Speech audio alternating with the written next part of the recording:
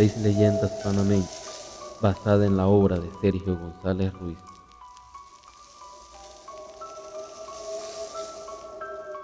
Uy, el entierro y el ángel.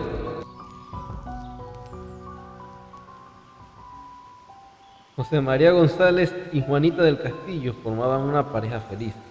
Hacía unos pocos años que se habían casado y tenían ya además de 2 hijitos como 2 ángeles, blancos y rubios, una buena casa en el campo y una extensa heredad, y una hacienda de ganado de las más grandes de la comarca, la que era no solo una fortuna, sino además su orgullo, especialmente para doña Juanita, orgullosa por naturaleza y por tradición, como que era hija de padre y madre españoles y ricos.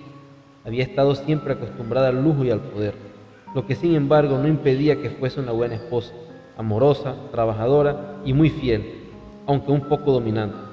José María, por su parte, descendiente directo también de españoles, pero pobres, era el tipo de hombre trabajador hasta el exceso, económico hasta la exageración, honrado a carta cabal y por lo tanto sencillote e ingenuo.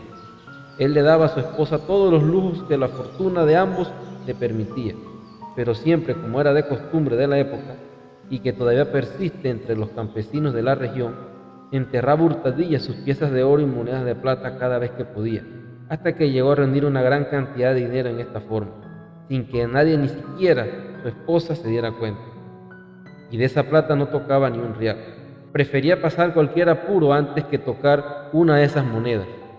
Aún hoy día no es raro ver entre los campesinos que han conservado mejor que nadie las tradiciones y costumbres de nuestros antepasados, algún viejo pobremente vestido y viviendo miserablemente que al morir deja un cántaro lleno de plata. Parece que al enterrar el dinero se desarrolla una psicología especial en el dueño del tesoro, que goza con la contemplación de él, de vez en cuando y siempre con el pensamiento de tenerlo ahí, y sufre también con el celo y la obsesión por conservarlo intacto, lo que alcanza a veces extremo increíble.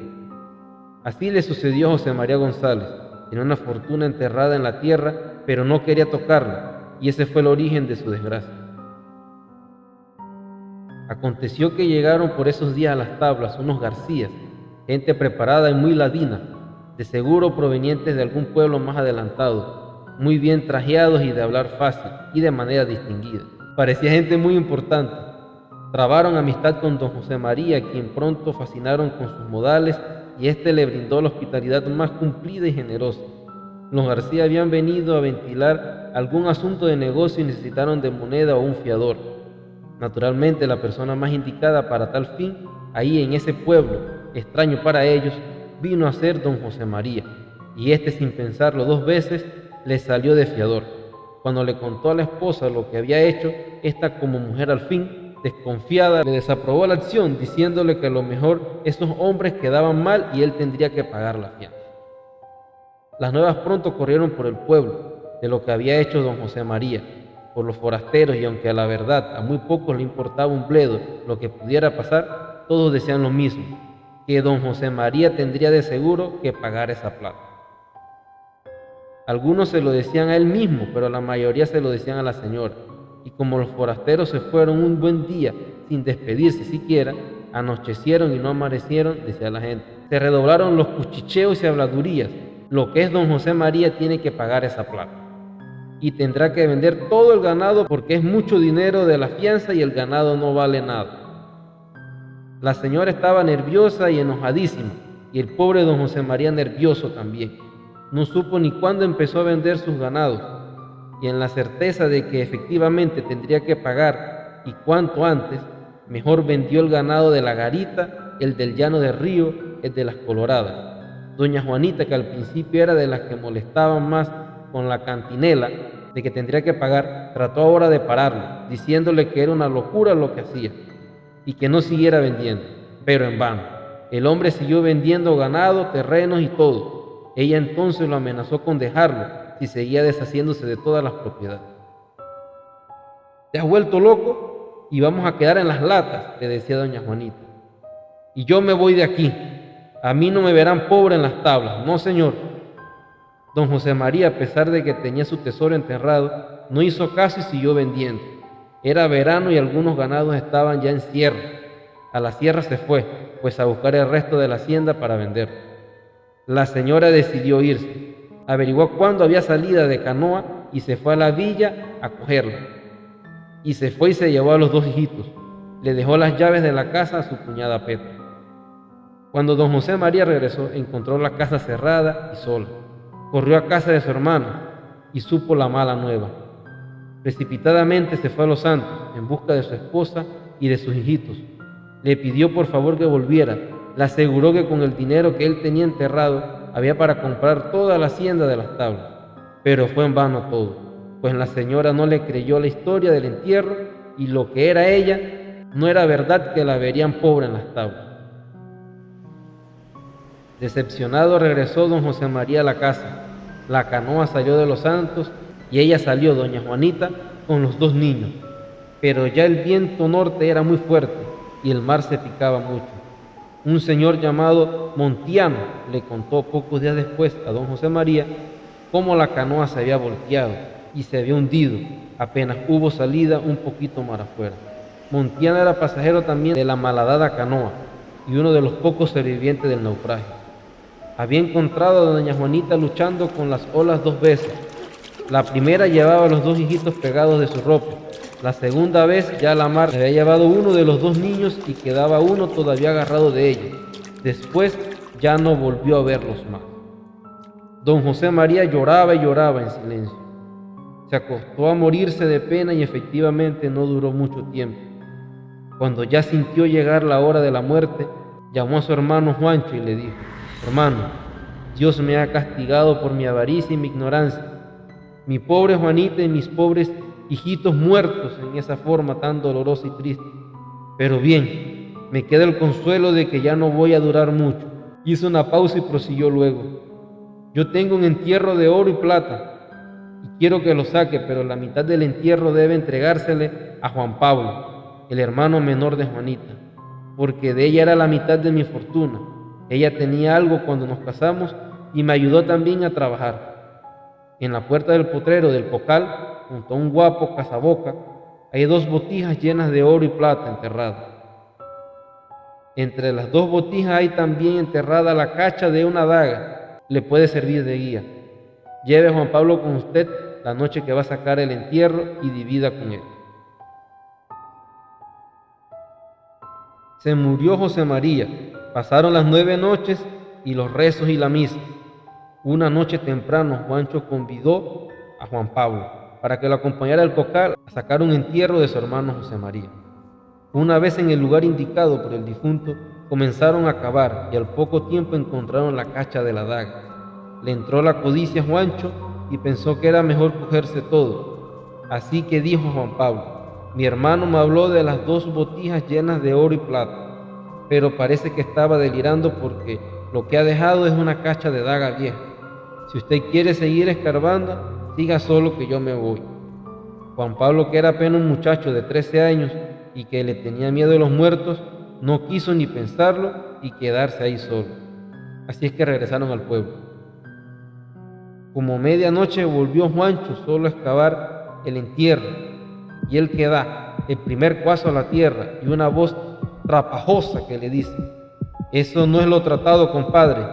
Juancho cayó fulminado del susto, perdió el habla y el sentido, y quedó allí exámine por mucho tiempo. Cuando volvió en sí, ya era casi de día y se fue corriendo a buscar a Juan Pablo y le contó lo que había pasado. Vaya a sacar usted el entierro que yo no lo quiero, le dijo Juan Pablo. Pero Juan Pablo tampoco lo quiso y ahí se quedó el entierro por mucho tiempo. Desde que sucedieron las cosas que dejo relatadas, empezaron a verse fantasmas en la puerta del potrero de don José María. Lo que pasaba de noche por el camino real en el Pocal, al pasar frente al sitio donde estaba el entierro, veían a veces una luz que corría por el llano, otras las sombras blancas de un hombre, de seguro el ánima de don José María, y a veces las dos cosas y otros aparatos más. Pasó mucho tiempo, pasaron los lutos. Ya pocos se acordaban de don José María. Llegaron las fiestas de Santa Librada ese año. El primer día de toros, en el portal de la casa de Agustina González, en la esquina de la plaza, al lado de la iglesia, estaba esta con su tía Petra, la hermana del difunto, viendo los toros. Había mucha gente en el portal del campo y del pueblo, pero entre toda la gente llamaba la atención una muchacha empollerada y cargada de toda clase de prendas: peinetas de balcón, cadenas chatas, mosqueta de perlas, sortijas, etc.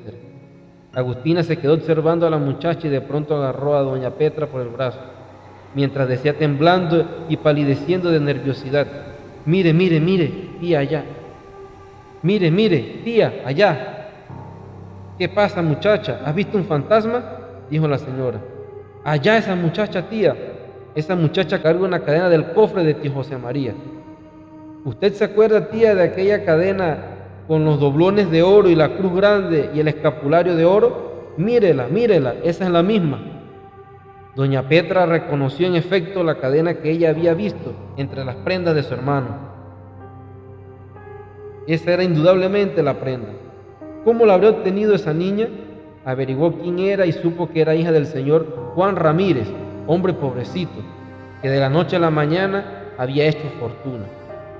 Efectivamente, Juan Ramírez era un agricultor humilde que trabajaba muy duramente para sostener a su mujer y a sus hijos. Súbitamente este hombre, que estaba casi en la miseria, había empezado a prosperar y a muchos llamó la atención esa prosperidad. Juan Ramírez, con pantalón negro de casimir y camisas blancas muy finas, con sombrero blanco y montando caballos de a 100 pesos. Reyes, el hijo, jugando plata, cortejando muchachas de las familias más acomodadas, y su hija luciendo prendas y joyas riquísimas. La familia Ramírez había subido como la espuma, pero no pasó mucho tiempo cuando empezó a correr el rumor de que Juan Ramírez estaba loco, que no dormía de noche, que se le oía hablando cosas incoherentes, que no dormía nunca en la misma casa, sino que se iba y pedía posada en algunas casas vecinas, hoy en una, mañana en otra. Y así se fue poco a poco, primero en el pueblo y sus alrededores, después de campo en campo.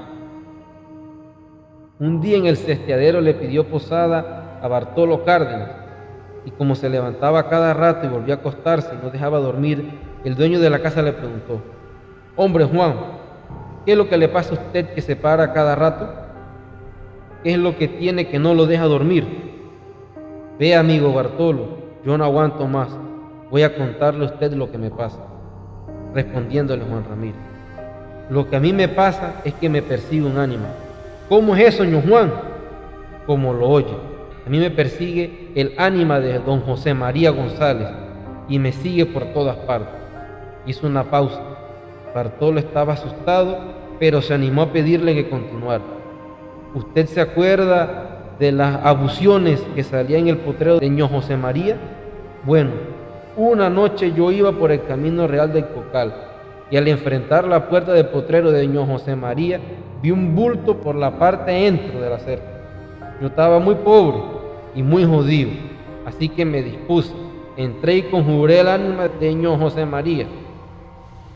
Cuando me le acerqué al bulto, oí que me dijo: «Juan, ¿quieres tener plata? Ven para decirte dónde está». Yo lo seguí, me llevó a un lugar, al pie del guabo cazaboca que hay ahí. «Escarba aquí», me dijo, «pero antes vamos a hacer un trato». Y yo hice trato con el muerto, pero no he cumplido. Bartolo contaba que cuando llegó a ese punto de relato, él estaba temblando de miedo y que no había sabido más de sí, que cuando volvió a despertar, el viejo Ramírez había desaparecido y que poco tiempo después lo encontraron muerto debajo del guabo cazaboca del potrero de José María González. Es una lástima que Cárdenas se desmayara. Hubiera sido muy interesante saber qué trato había hecho Juan Ramírez con el ánima de don José María.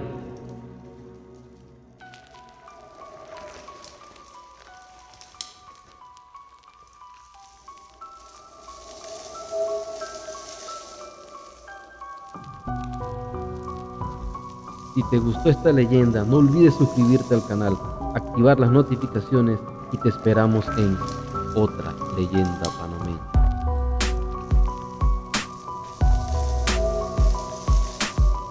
Estudios Bell.